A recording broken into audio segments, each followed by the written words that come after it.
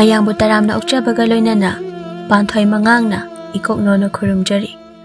ngasisu mahausagum mayamgidamakta nungairaba fungawari ama puduna lakjari mayam punna amu taminarasi thaina matam amagi warini khun leikai amadani ahal ama yamna kana naduna leirami mahaki manaktana amaiba sajauna leirami laitin khoramnaba thabak kaya amasu thauranglami sajauna nariba ahal chaunugi mihul adubu paiduna munna yengi aduga hai is mihul khongjela side asi hairaga mahakna chaunugi machanupa iboton bu yengduna iboton khayom umta laktoni yengsi pochang seijang kharda thuna lang mama kari kari potno hekta haibiyo aikhoi langjage yerum ani hailai khara akat sel cheng thoiding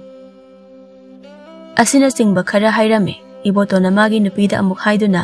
makhoi ani na koirang langi ibotona makhutta thang ama paiduna makhoi yumgi yana kha adomda chalami yana kha aduda lafu pambi ahum khak pulap hauduna leiri lamaton hekpa chalibani phairen tha goibaga lamaton segai debabu amata yaudre tawribase loina segai karambano aina khanduna hekadawribasibo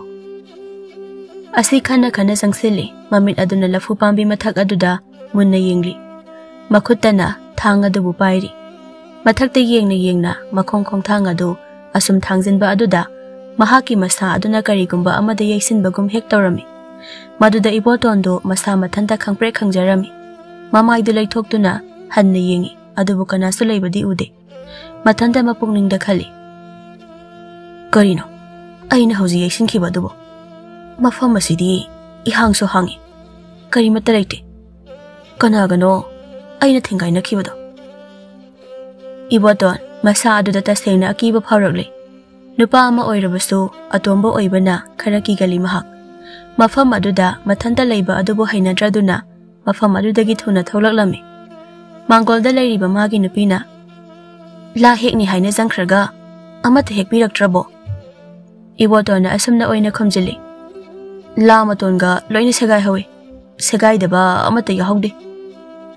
ine khoidagi oina heklorage kadai thangda ingonda piyo leinambi thanga du paiduna yamthangnaba mane hoida jatkhre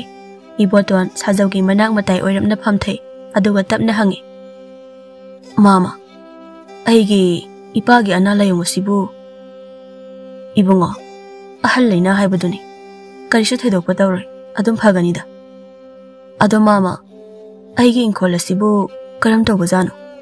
aina haibadi mama khoidi laitinga samnaribanina makhoina mathi phongba phongdaba kai haibado masak khangidana nangna haribase nakhoigi inkol asida laitin phattaba leibra asira hoi mani inkol khudingda afaba laisu phattaba laisu loina leiriba potnida makhoina lei haiduna su hekta taibang mi aikhoiga thengnaba yaba potnate aduna amamma thengda mapali pal thokpase khara jeksin batai mama karigumba phattaba lai aduga thengnarore khalone maduna kari hairibanu adumna tawba adudi misak ado dasa kaya phatraduna tawribani mahakto yamna jeksinba mathau tai nate nangna aingonda sigumba hangliba sibu nangbu kari tawu yarabagene karisu tawdeda mama ipa asina ahalga oibagi masa sonba sida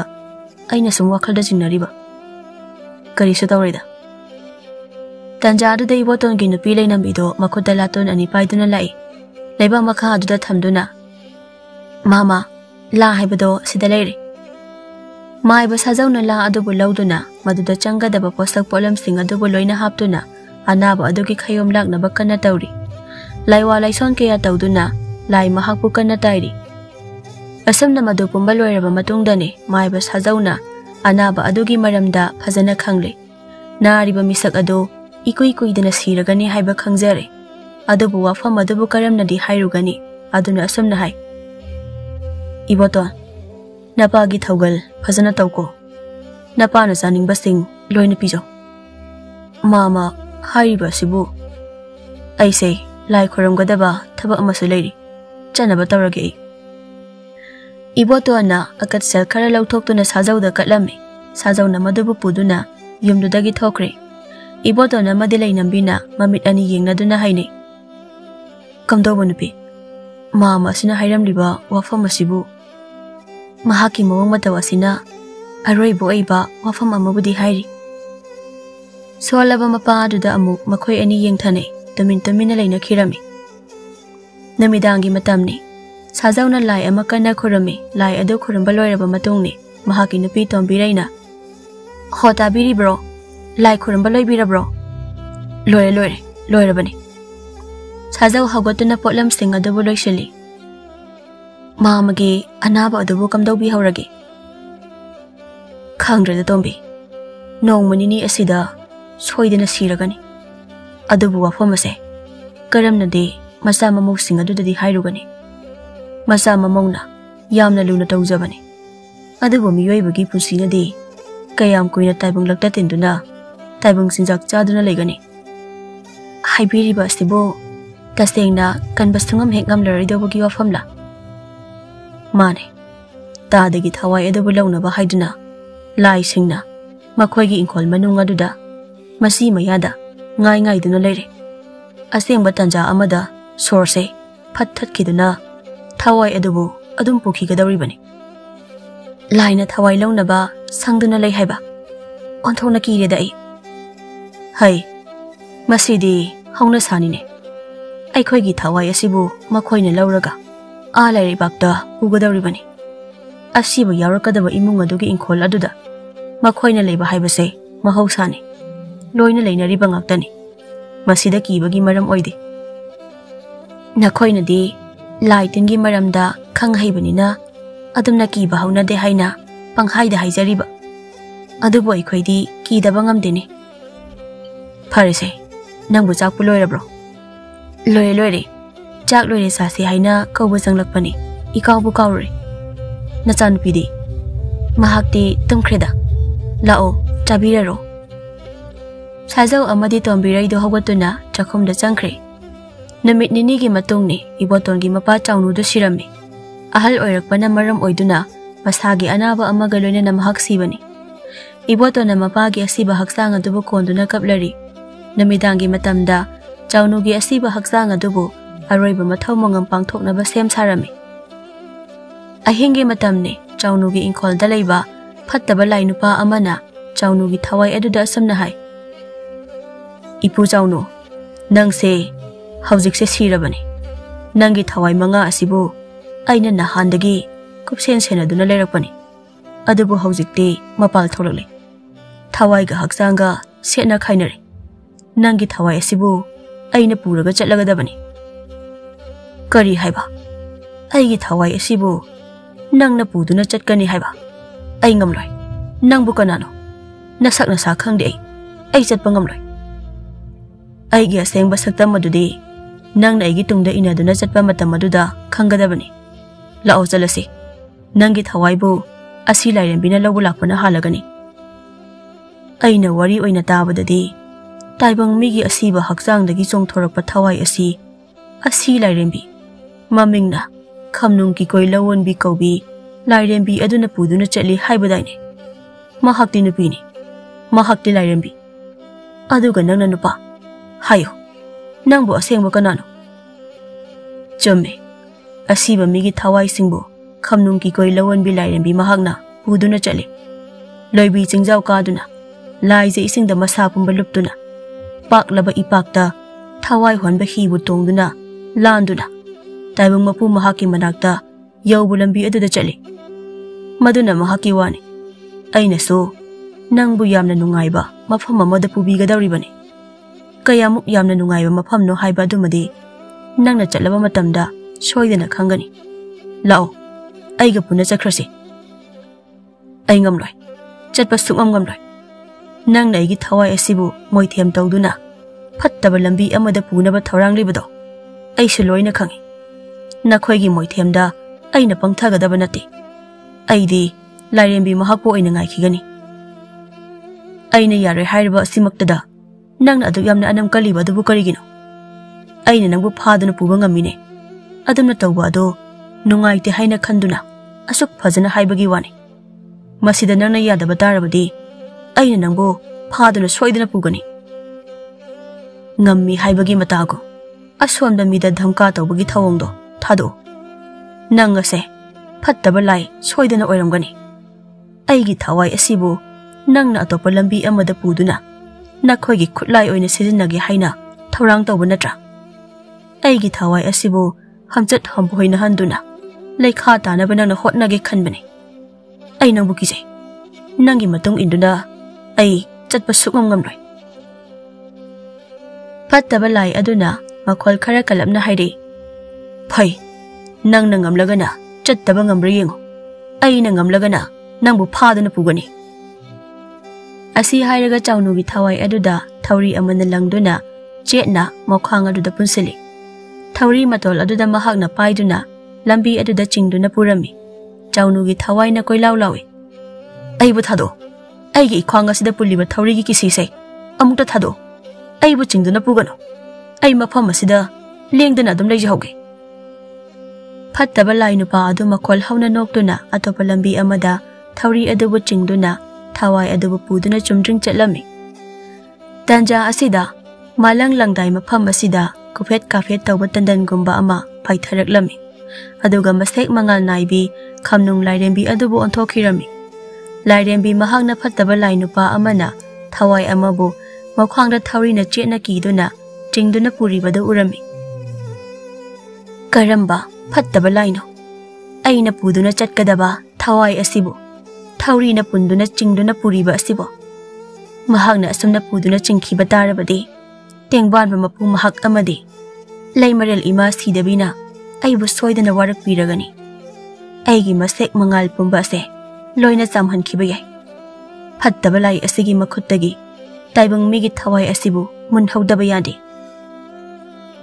asi lairembi mahakna thuna yangna paiduna chatlaga lai fattaba nupa adugi mamangda khut thattuna lepi lai nupa adubu yengduna he lai nangna karigino aina pugadaba thawai asibu puduna chatlibade aigi iti igun karisu khangdabra thawai asibu puliba thauri ase amukta thuna thado maduna nangi afaba oigani fattaba lai nupa aduna khamnung lawan bimabu yengduna noktuna hairi ho asi lairembi masigi thawai asidi aigi khutta chale aigi khutta jankraba thawai amabu amuk thadorakani haibudi khak khangano chatho aigi lambi daga thatkano matam ase mangnabani chalo aigi iral asibu nangna puduna chatke haina tawrabada aina karamna khongpham handoktuna chatkani nangdum thawai ase thamlamduna chakro na thauna tana na thau sagano migi makhutta takraba thawai amabu munge lawge haina khangano madu yaroi tengbanba mapu mahakna taibang mi asibu sembani aduna taibang mi na siraba matungda mahaki thawai adubu asi lairembi aina amuk puduna mapu mahaki manak tana thingadawribani masigi lilam ase kari sukaiba yandi tengbanba mapu mahakti pumna makse uribani thawai asibu thadoktuna chakhibana nangi afaba soidana oigani asi lairembi mahakna thawai adubu thadoklaknaba kanna hairi adubu lai phataba nupa adunadi thadokpa ngamloi haina leiri wafam asida makhoi anida muknarami lai phataba nupa aduna amu hairi nupi nana kari khangladana chalo nangi na seknangal adubu mangdringaida chathaubana nangi afaba oigani nangumba fattaba lai amana khamnung lairembi aigi itik ingan bu manghanbadi mapok kaya da sungamloi nangdum chairak phangani nangna chalo haiba yadrabani na aina oina chatkhiba taridana asi haiduna thauri adubu chingduna chatpa haurami asi lairembi do lai nupa adubu mawong mataw aduda yamna sauninglammi machinda soli phai phai aina hojik kaidawrakpage haibado nang yengo asi lairembi na makhol adu thokna lawri laining thauma pal lai nura taret mak mafam asida loina thoklaklo nama asi lairembi aigi samu itengbu panglaro fattaba laibu hatlase thawai mirel kallase thoklaklo asumna hek haibaga mafam adumaktada laining thaulai pakhang mapalne लाइरेंबी लाइनुरा तरेनी फिजोल अहनबगा लोइनना थौलक्लमी मतिक लेबा लाइनिंगथौ लाइनुरा सिंगनी लाइनिंगथौ नुपा अमना हंगी इमा असि लाइरेंबी अखोइबु कौबुबु करी थबक लेरबगे करी करम नतेंगबु पांगो हारिबनो खमनुंग लाइरेंबी महागना खुमी तु आदा चलीबा लाइनुपा असि उरबरा मखुता थौरी पाइदुना थवाई असिबु चिंगदुना महागना पुदुना चली अदुगा थवाई असिना फिद्रिंग चोंगदुना कोइलाउ लाउरी नमा लाइरेंबी अइना पुदुना मपुगी मनाक तमना चटकदबनी अइना मफम असि यौरकपा मतमददी फत्तबा लाइनुपा असिना थवाई असिबु चिंगदुना पुदुना लेरमले अइना महाकी लंबीदा थद्दुना फना खांबदसु महाकना याद्रे अइ असिबु थवाई उसित्रदुना मखोंग असे थांगदुना अदुम चटख्रे अदुना नखोई पुन्ना तरा तरुकना लाइनुपा असिगी लंबीबु थत्लो महाकी मखुत्तगी थवाई असिबु मुंदुना अइंगोंदा सिनो अमदी महाकु चैबी चैथिंग पियु ममागी वफम असिदा मखोई पुमनमगना चप मानना खुमी फगनी इमा नचासिंग सोइफदना तौजगे लाइनिंगथौ मापल लाइनुरा तरेट मखोई पुन्ना मांगदा उरिबा लाइनुपा अदुगी मनाक ताना थुना यांगना चटलमी लाइनुपा अदुगी ममांगदनी लाइनुपा मापल अमदी लाइनुपी तरेट अदु कोरो कोइना लेपलमी वादी अमता ngangnadana amana amada yengnajai लाइनुपा अमना मफम कदाइदगिनो खंगदना फिबुल अमा पुथोरे अदुगा लाइनिंग थौ लाइरै मसा फिबुल हाबिदुम सानसी अइना हाना फिबुल लंगलके नखोइना फिबुल ओउको असि हाइरगा मखुत्ता पाइरिबा फिबुल अदुदा लाइनुपी अमदा सटलंगी लाइनुरा अदुना फिबुल अदुबु ओइ अदुगा लाइनुपा अमदा अमु हुल्ली लाइनुपा अदुना अमु ओक अमदा अमु हुन अमना अमु ओक अमदा अमु हुन तौदुना मफम अदुदा फिबुल हाबि सानरमी मखोइगी मयाई अदुदा लैरिबा लाइनुपा फत्तबा अदुदी मखोइगी मतौ अदुबु उबदा यामना साउनिंगलमी नखोइना अइगी मांग असिदा तौरिबा असिबु करिनो नखोइगी फिबुल हाबिदो मफम कदाइदनो अमा सानरुजो अइगी मांग असिदा नत्रबदी सानफम लेजदब्रा नसक्सिंग अदो येनिंगदि चलो महागना हाइरिबो वफमसिंग असिबु मखोइ कना अमतना तारमदे मखोइगी थौपा सानदुना ले मतौ असिदा महाकी थमोइदी हेना साउनिंगबा हाइबदो ओइरमी अमुक्सु हाइरि है नना अदुबु पंगब्रा अइना हाइरिबा असिबु करिसु तादब्रो सानगे हाइरगना आ कदाइदनो अमा सानरुजो अइगी लंबीदगा अयत अपन पिरकनो लाइनिंग थौ मापल लाइनुरा तरेतो फिबुल हाबी सानरंबदो चपलेपी लाइनुपी अमना नथौ थोकी नथौ थो नया थोकी नया थो मफम असिबु नखोइगी लंगैरा लाई पखंगनुरा अखोइना साननिंगबा मफमदा सानबदा करंबा लाइना थिंगबा ngamgani हो अइना थिंगलिबा सिदी चथो नसक्सिंदो येंगनिंगदे नमाना साना खोइना अइगी लंबी असिदा येतपसे औखाकनदी येतपजानिको लंबी असिमतंग फावरगा चटखिगी हाइना तवबो खोरो पालो ngakta लाइनुपा अमना करी उना साबा सिंजंग देदा सिंगावरे नथौ नतना नथौ सादुना थबक अदुबो तौरबनिना नसाना थंता हक्चांग अदुदा यानसिनबगा चप मानरनिदो तेंगबानबा मपु महाकना मसिगी थबक सिंथा असिना मागिनी मसिना महाकिनी असुम हाइना लोइना सिंटोक्तुना लेरबनी अदुगा मसिदा नंगना थौ थिदुना मीगी थवाई असिबु मख्वांगदा थौरी कीदुना नमदुना चिंगदुना पुबसु साइ पालेम इमाना हाइबो वाबु नंगना थवाई उसित्तदुना चटपा नत्रा हौजिक नंग कदोमदा चेनगदौरी लाइनुपी अमना नुरा आइगी नापदा चलिबा नाजो मसे सिंगेल मागी लैनम्बो अमुक्ता नंबियो नमदबसु यारोय असि हाइरगा लाइनुरा अमना समजिरेगी नाचो मदुबु लौथोक्तुना मखुबाक अदुदा थमी मखुबाक अदुदा मसिल मपादा थांगलै अदुगा सोर अदुना फुफु कामलमी लाइनुरा अदुना अदुमना तौबा अदुदा सिंगल नाचो मागी लैनम मदुबु पाइथोखिदुना फत्तबा लाइनुपा अदुगी मनातोन मखुन अनिदुदा संगसिनखिरमी असुमना हेक तौबगा लाइनुपादो मसा पुंबा पुमती हेक्ते थरमी लाइनुरा अमना माइथोंदा नोख्रेत तौदुना नुंगसिबा लैरांगी लैनमदा ngawreidaba khoimu kanabu leibage phatraba mahupuba tangzilin mahak phawba nungsiba hangoigi khonjelda masa pumba pangthabani aikhoi lainurani ꯐꯠꯇꯕ ꯂꯥꯏꯅ ꯑꯩꯈꯣꯏꯕꯨ ꯁꯦꯟꯅꯅꯕ ꯋꯥꯔꯛ ꯋꯥꯇꯦꯝꯅꯕ ꯂꯩꯔꯤꯕꯅꯤ꯫